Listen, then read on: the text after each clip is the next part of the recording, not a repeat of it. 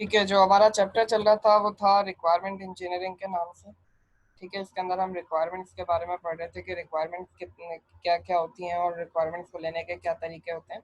ठीक है, एक जल्दी से क्विक रिव्यू कर लेते हैं कि रिक्वायरमेंट के बारे में हमने क्या देखा था। रिक्वायरमेंट जो है आपके सिस्टम ने जो काम करना है उसके बारे में डिस्क्रिप्शन को हम रिक्वायरमेंट कहते हैं। और रिक्वायरमेंट कौन देता है? आप अपने कस्टमर से रिक्वायरमेंट लेते हैं जिसमें ये बताया जाता है कि करना क्या है, किस तरह करना है, ये नहीं बताया जाता। ठीक है, तो ये तो हो गई रिक्वायरमेंट की डेफिनेशन। जब आप रिक्वायरमेंट्स को गेट कर लेते हैं तो आपके पास वर्क प्रोडक्ट यानी जो आउटपुट आपके पास आता है वो आपके पास बनता है एसआरएस। आज का जो हमारा मेन टॉपिक है वो एसआरएस के ऊपर ही है कि एसआरएस क्या होती है, एसआरएस के अंदर क्या क्या चीजें होनी चाहिए। तो रिक्वायरमेंट को गेट करने के बाद आपके पास जो आउटपुट बनता है वो आपका होता है एसआरएस, सॉफ्टवेयर रिक्वायरमेंट स्पेसिफिकेशन। ये बेसिकली आपके पास एक डॉक्यूमेंट होता है, माइक्रोसॉफ्ट वर्ड की फॉर्म के अंदर भी ये हो सकता है। तो ये इसके बारे में आज हम डिटेल से डिस्कस क्या होता है और इसके लिए क्या क्या चीजें जरूरी होती हैं। फिर इसके बाद हमने रिक्वायरमेंट इंजीनियरिंग को देखा था कि रिक्वायरमेंट इंजीनियरिंग का मतलब है कि अंडरस्टैंडिंग द रिक्वायरमेंट। पहले आप रिक्वायरमेंट्स को अंडरस्टैंड करते हैं अच्छी तरह, उसके बाद उसको डॉक्यूमेंट की फॉर्म के अंदर लेकर आ जाते हैं, तो ये आपका हो जाता है रिक्वायरमेंट इंजीनियरिंग। इसके जो है 4 स्टेप्स हमने डिस्कस किए थे। Requirement elicitation, requirement analysis, requirement documentation और रिक्वायरमेंट रिव्यू।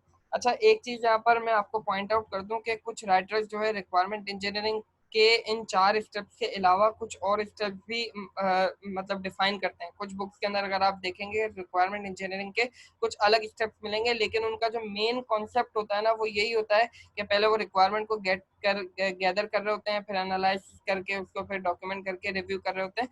तो मे बी इनका नाम कुछ राइटर्स जो है चेंज करके लिखते हैं, यानी एलिसिटेशन से पहले वो एक इंसेप्शन नाम से एक मतलब वो हो सकता है आपका। तो बताने का मकसद सिर्फ ये है कि मेन आपने टॉपिक को समझना है कि इसके अंदर हो क्या रहा है, बाकी इसकी टर्मिनोलॉजी फिर चेंज हो सकती है राइटर टू राइटर। ठीक है, तो रिक्वायरमेंट इंजीनियरिंग के मेन जो 4 काम हो रहे होते हैं वो यही होते हैं कि पहले आप रिक्वायरमेंट को एलिसिटेट करते हैं, यानी आप रिक्वायरमेंट को गैदर करते हैं। ये लफ्ज इतना कंफ्यूज होने की जरूरत नहीं है। एलिसिटेशन का मतलब होता है गैदरिंग ऑफ रिक्वायरमेंट्स।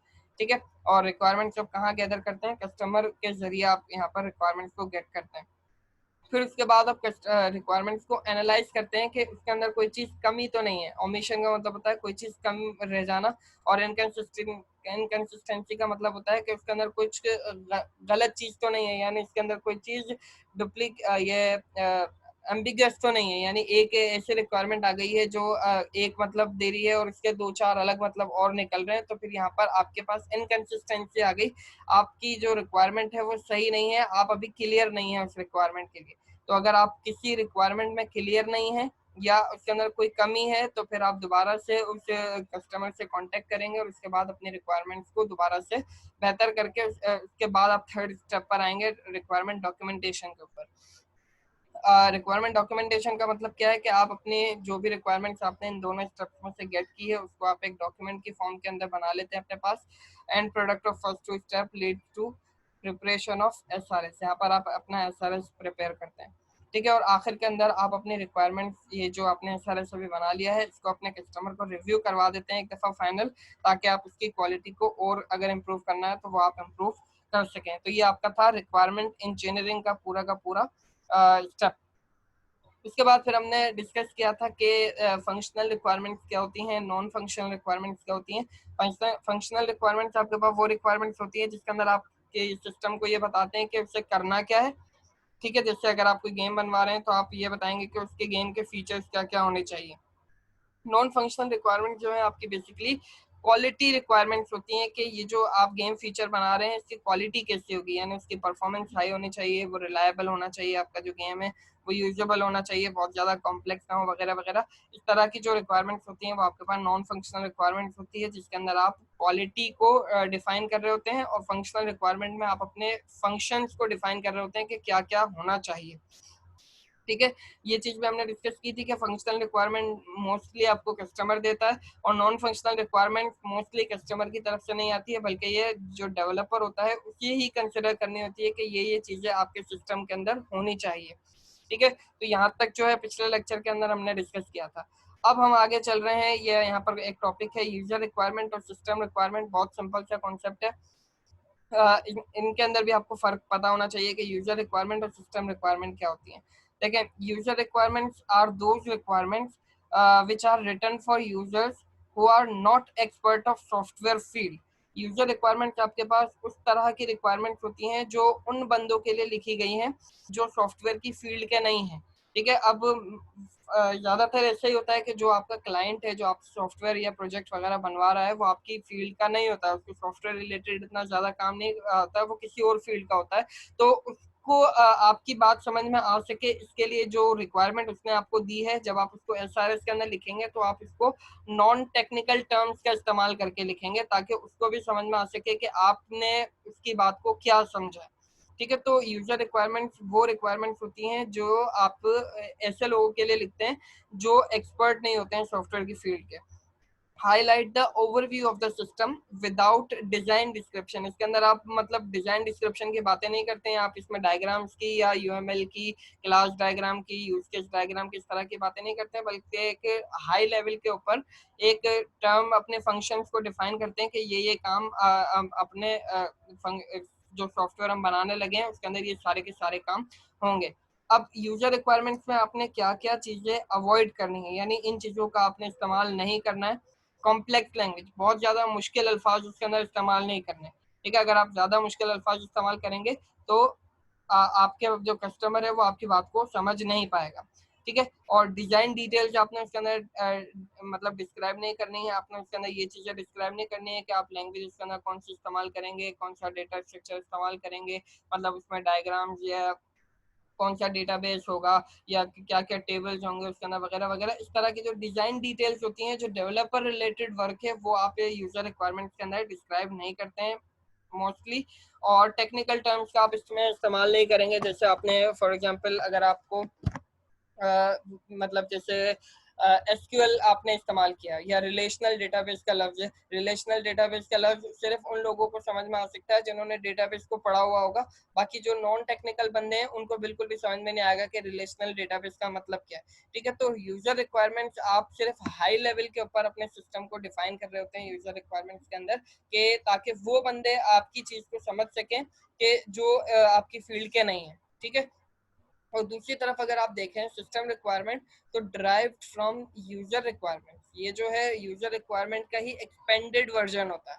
ठीक है, सिस्टम रिक्वायरमेंट जो है आपके पास यूजर रिक्वायरमेंट का ही एक्सपेंडेड वर्जन होता है।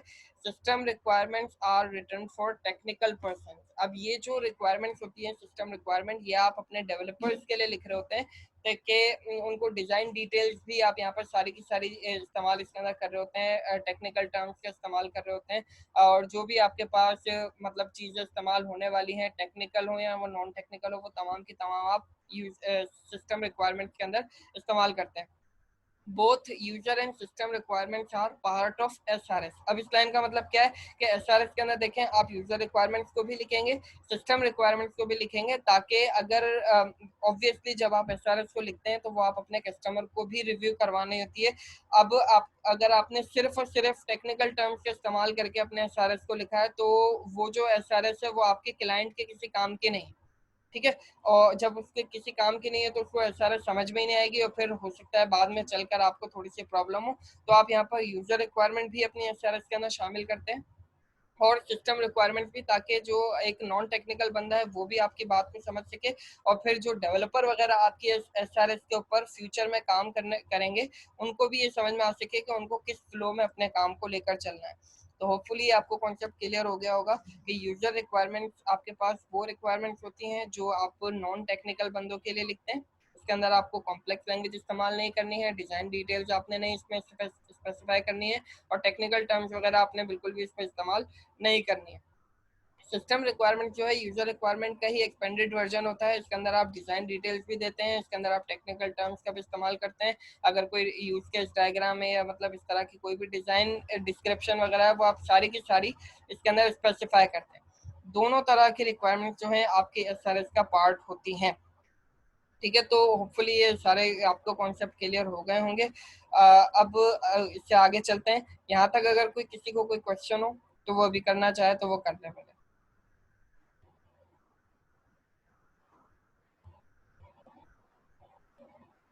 लेकर चलते हैं। अच्छा, अब इसके बाद हमारे पास जो टॉपिक है वो एसआरएस को हम शुरू कर रहे हैं।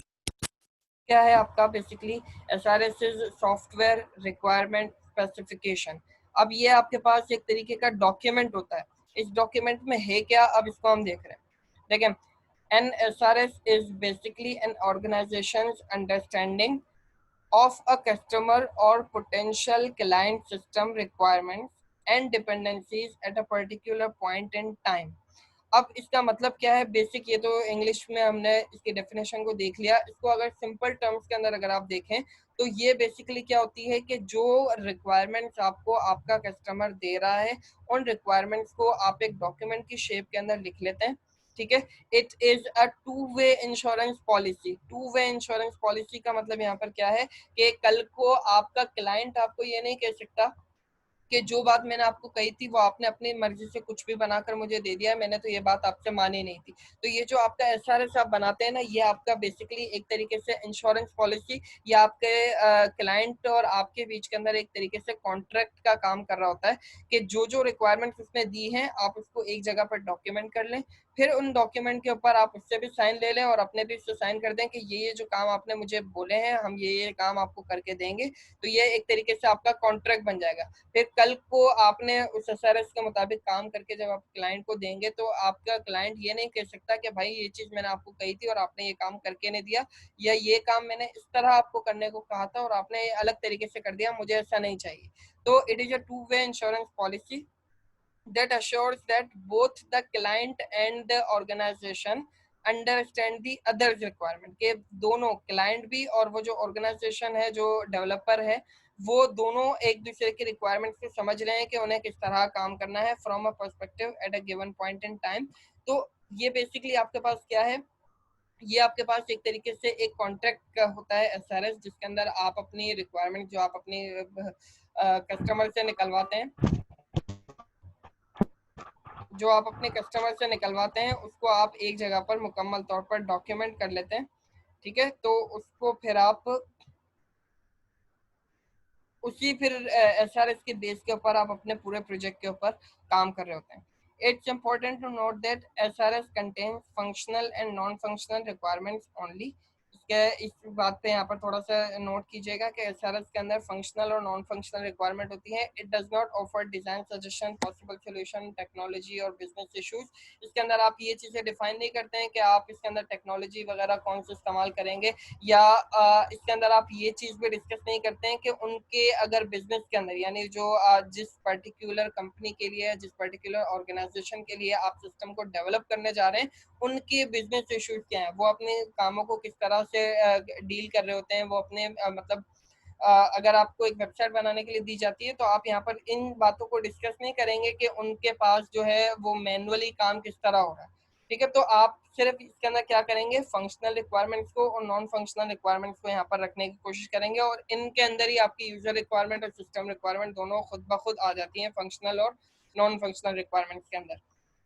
ठीक है, तो होपफुली यहाँ तक आपको क्लियर हो गया होगा। एसआरएस के ऊपर हमने बेसिकली भी अच्छे खासी बात की थी कि एसआरएस क्या होती है, उसके गुड कैरेक्टरिस्टिक ऑफ एसआरएस क्या होते हैं। वही की वही चीज हम यहाँ पर अभी दोबारा से डिस्कस करने लगे।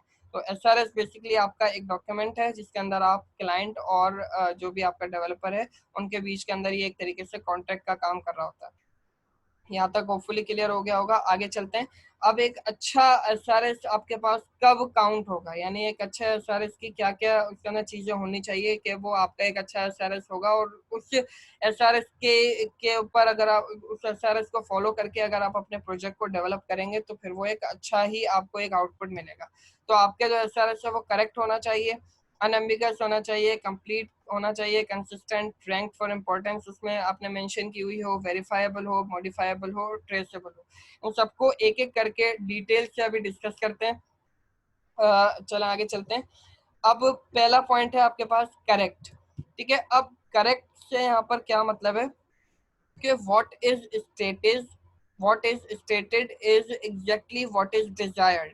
देखें, जो कुछ आपने लिखा है, व्हाट इज स्टेटेड, जो कुछ आपने अपने एसआरएस के अंदर लिखा है, वो बिल्कुल वैसा ही होना चाहिए जो आपका कस्टमर डिजायर कर रहा है, यानी जो उसकी एक्चुअल एक्सपेक्टेशंस है सिस्टम के साथ, वही चीज आपने यहाँ पर स्टेट की हो। स्टेट करने से यहाँ पर मुराद है कि वो चीज आपने अपने एसआरएस के अंदर लिखी हो।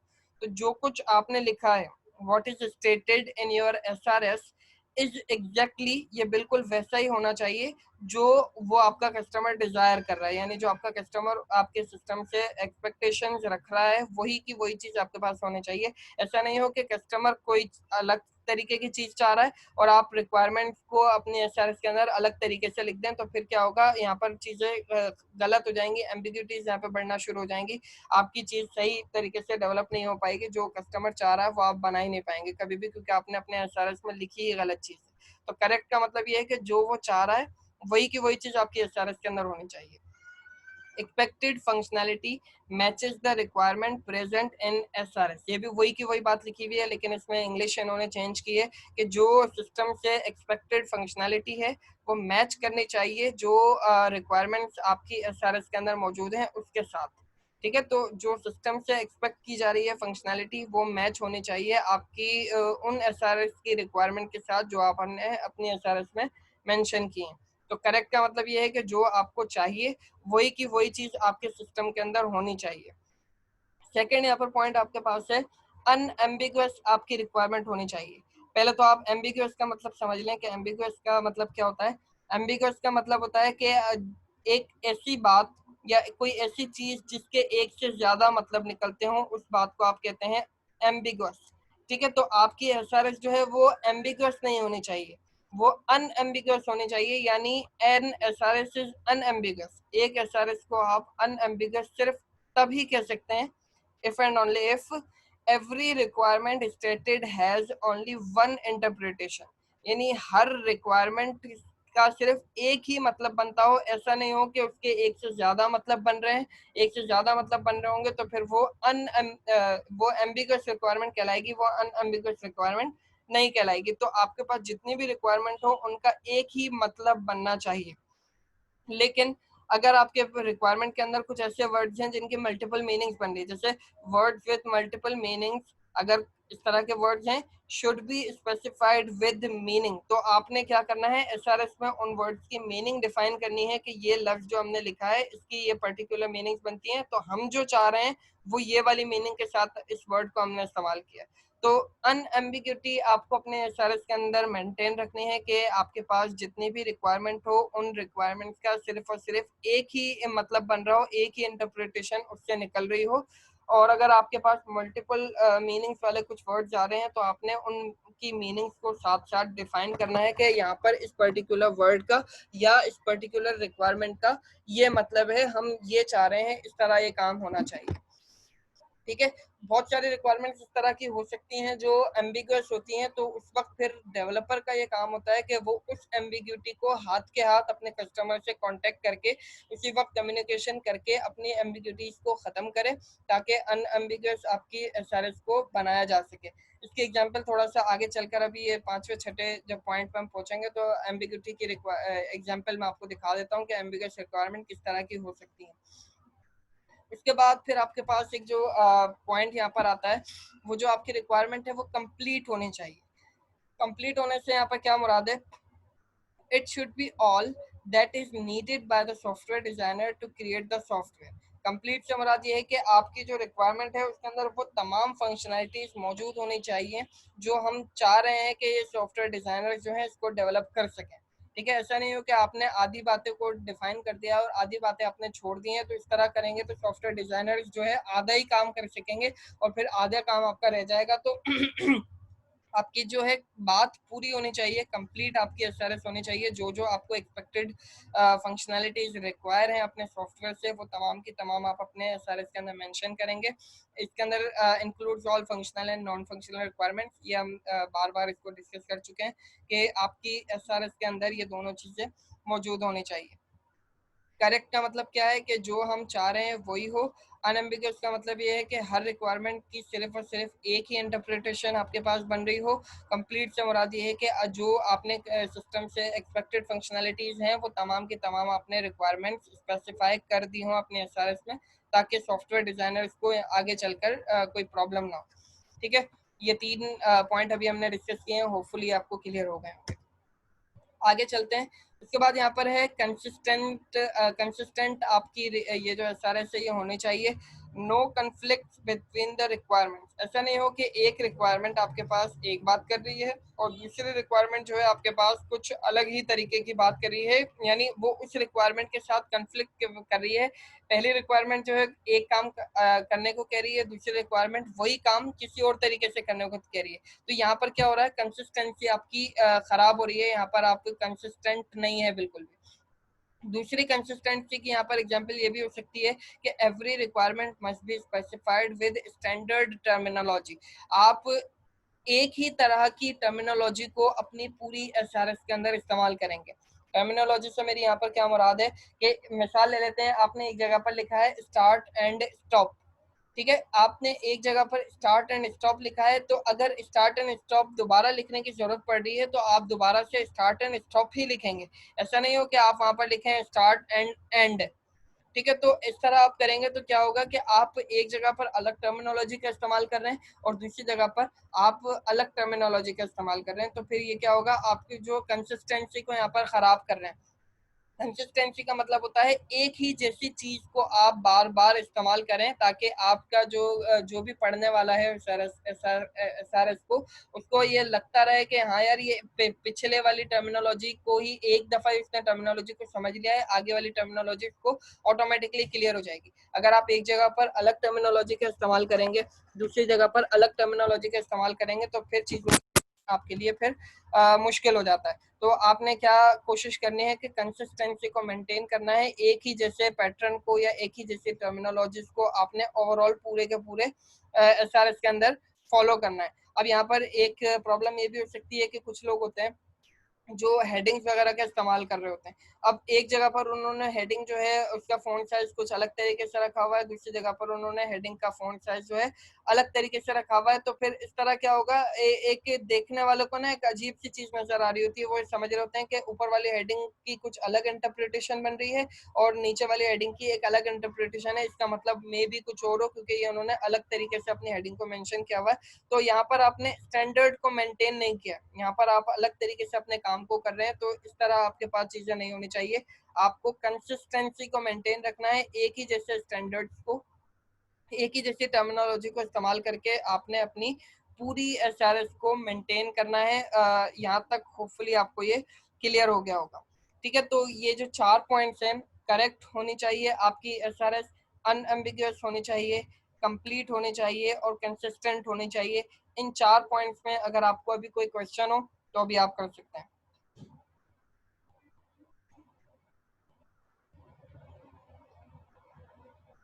हैंड रेस करें अगर किसी को कोई क्वेश्चन है, अगर नहीं है तो फिर मैं आगे क्लास को कंटिन्यू करता हूँ।